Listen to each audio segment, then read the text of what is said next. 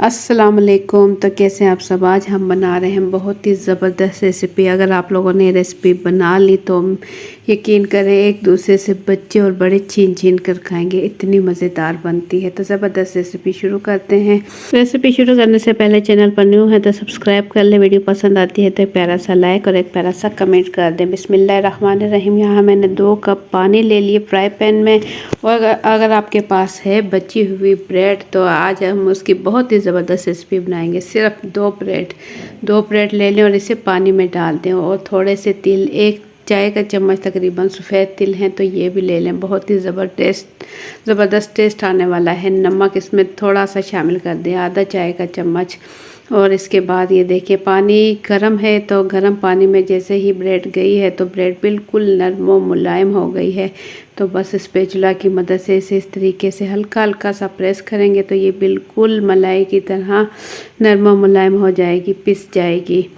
तो इसे अच्छा सा पीस लेंगे और पीसने के बाद हम इसमें शामिल करेंगे सूजी यहाँ मैंने ले ली है आधा कप। अच्छे से छान लिया था। मोटी सूजी हो या पतली सूजी हो उससे कोई फ़र्क नहीं पड़ता, छान लें अच्छा सा। और इसके बाद गर्म पानी में ये अच्छे से मिक्स कर लें। फ्लेम इसकी बिल्कुल हल्की रखें, लो फ्लेम पर मिक्सिंग कर रहे हैं ना ताकि मिक्सिंग भी अच्छी होती रहे। और हल्का हल्का गर्म होगा तो ये थोड़ा सा गाढ़ा बन जाएगा, थोड़ा सा सख्त हो जाएगा। तो बस हल्का हल्का प्रेस करते हुए इसे ताकि ब्रेड और सूजी अच्छे से मिक्स भी हो जाए और सूजी भी पक जाए और सूजी का कच्चापन भी ख़त्म हो। तो इसलिए सूजी और ब्रेड इन दोनों चीज़ों का स्पैचुला की मदद से इस तरीके से हल्का हल्का प्रेस करते रहेंगे। और थोड़ा सा अगर ये नीचे चिपके तो थोड़ा सा तकरीबन 2 चाय के चम्मच तकरीबन इसमें ऑयल डाल दें या घी डाल दें, जो भी आपके पास है वही डाल दें। और इसके बाद फिर इसकी मिक्सिंग कर लें। और यहाँ मैंने ले ली हैं कुछ सब्जियाँ यहाँ मैंने ली है मटर, 1 पाव ले लिए हैं। मटर छील लेंगे और इसके साथ ही मैंने ले ली है लाल गाजर, 2 अदद गाजर ले लेंगे। और शिमला मिर्च है मेरे पास, 2 शिमला मिर्च ले लेंगे। तो मटर छील चुकी हूँ तो बस गाजर भी इस तरीके से अच्छे से छील लेंगे। अगर गाजर छुरी के साथ छीली जाए तो इसके पानी, क्योंकि गाजरों में बहुत ज़्यादा होता है तो इसके छींटे आते हैं, तो इसकी मदद से अच्छे से छील लें। और ये देखें आगे पीछे से गाजरों की अच्छे से कटिंग कर लें और इतने साइज़ की गाजरें काट लें। और गाजरें काटने के बाद इतना पतला पतला इसे काट लें, तमाम गाजरों को इतना पतला पतला काट लें। और ये देखें इतना पतला पतला सा इसका लंबाई में काट लें। इस तरीके से गाजरों को इस तरीके से लंबाई में काटना है, चौड़ाई में नहीं काटना, क्योंकि चौड़ाई में काटेंगे तो गाजर टूटेगी। तो यहाँ मैंने ले ली है बंद गोभी, एक दरमियाने साइज़ की बंद गोभी है। इसका ऊपर का छिलका हम अच्छे से उतार देंगे ताकि इस पर मट्टी शट्टी हो तो वो ज़ाया हो जाए। इसके बाद दरमियान से इस तरीके से बंद गोभी काटेंगे और ये देखें इसके दरमियान से भी काटेंगे और छुरी की मदद से बिल्कुल बारीक बारीक, जैसे कि बर्गर में डाली जाती है ना बंद गोभी, इसी तरीके से बिल्कुल बारीक काट लेंगे। बहुत ही आसानी के साथ और बहुत ही झटपट कट जाती है बंद गोभी, क्योंकि ये भी बिल्कुल नरम होती है और काटने में बहुत ही आसान।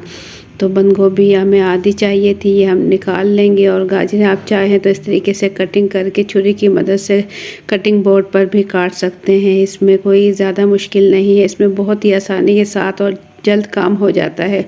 तो गाजरें इस तरीके से काट लें, ये भी बहुत ईजी है। इसके बाद हम ले लेंगे शिमला मिर्च लेने के बाद हम शिमला मिर्च इस तरीके से कटिंग कर लेंगे और इसे भी हम लंबाई में ही काटेंगे। अगर गाजरों को लंबाई में काटा जाए ना तो वो टूटती नहीं, अगर चौड़ाई में काटेंगे तो वो बीच से टूटेंगी, ख़राब होंगी। तो इस तरीके से लंबाई में तमाम शिमला मिर्च भी काट लेंगे। गाजर भी इसी तरीके से काटी जाती है और शिमला मिर्च भी इसी तरीके से काटी जाती है, बिल्कुल छोटा छोटा और बारीक बारीक शिमला मिर्च हम काट लेंगे। शिमला मिर्च बहुत ही फ़ायदेमंद होती है, इसमें विटामिन सी होती है बहुत ज़्यादा मिकदार में, तो और भी बेपनाह फ़ायदे हैं इसके। तो शिमला मिर्च का इस्तेमाल लाजमी करना चाहिए। तो तमाम सब्जियां मैं काट चुकी हूँ। यहाँ फ्राई पैन में मैं ले लूँगी थोड़ा सा ऑयल, तकरीबन 2 से 3 खाने के चम्मच, बस थोड़ा सा ऑयल हमें चाहिए। और चूल्हा हम ऑन कर देंगे, इसमें डाल देंगे पिसी हुई लाल मिर्च 1 चाय का चम्मच, हल्दी डाल देंगे आधा चाय का चम्मच और इसमें शामिल करेंगे नमक 1 चाय का चम्मच। और ये मेरे पास है पिसा हुआ गरम मसाला, ये भी मैंने ले लिया है आधा चाय का चम्मच। और इन तमाम चीज़ों को हल्का हल्का सा भून लेंगे कुछ इस तरीके से। ऑयल में ऑयल का इस्तेमाल ज़्यादा नहीं करना, हल्का ऑयल ही इस्तेमाल करना है। ये देखिए हल्का हल्का सा भून ले बिल्कुल हल्की आंच पर। जब मसाले अच्छे से भून जाएं इस थोड़े से ऑयल में, तो इसके बाद इसमें शामिल करेंगे हम सब्जियां वगैरह जो कि हमने कटिंग की हैं। तो सिर्फ 1 से 2 मिनट हम अच्छा सा भून लेंगे। भूनने में बहुत ही कम टाइम लगेगा और अच्छे से मसाला यहाँ हमारा तैयार हो गया। देखें ऑयल अलग होने लगा है, तो बस इसमें डाल देंगे बारीक कटी हुई गाजरें, जो कि 2 अदद हमने ली थी। अच्छे से धो भी ली हैं और अच्छे से धोकर खुश कर लिए, और इसके अंदर हम डाल के इसे भी हल्का सा भून लेंगे। जैसे ही हल्की सी गाजरें भुनेगी, क्योंकि गाजरें हमने बिल्कुल बारीक कटी की है, तो ये अच्छे पकने में ज़्यादा टाइम नहीं लेगी और हल्का सा ही हमें इसे पकाना है। शिमला मिर्च इसमें डाल देंगे, जो कि हमने ली थी 2 मिर्च, और बारीक कटी हुई हरी मिर्चें 6 से 7 अदद हरी मिर्चें यहाँ हमने ले ली, इसके अंदर डाल दी हैं। और इन तमाम चीज़ों के साथ इसे अच्छा सा मिक्स कर लेंगे, भून लेंगे मसालों के साथ। और साथ इसमें शामिल करेंगे आलू। 3 अदद यहाँ मैंने आलू ले लिए थे। चाहे तो आप मैश करके इसके अंदर डाल लें, या फिर चम्मच की मदद से। आलू अच्छे गले होंगे तो इसे पीसने में बिल्कुल भी टाइम नहीं लगेगा। देखिए चम्मच की मदद से ही मैं इसे आलू को तोड़ लूँगी, ताकि आलू के साथ आलू में भी तमाम मसाला अच्छे से मिक्स हो जाए। गाजर और मसाले अच्छे से मिक्स हो जाएं। तो बस मसाले अच्छे से मिक्स हो चुके हैं, तो इस टाइम मैं डाल दूंगी मटर मैंने आलू के साथ ही उबाल लिए थे। देखिए अच्छे से गल चुके हैं, इतने गले होने चाहिए मटर कि हाथ में लेते ही पिस जाए।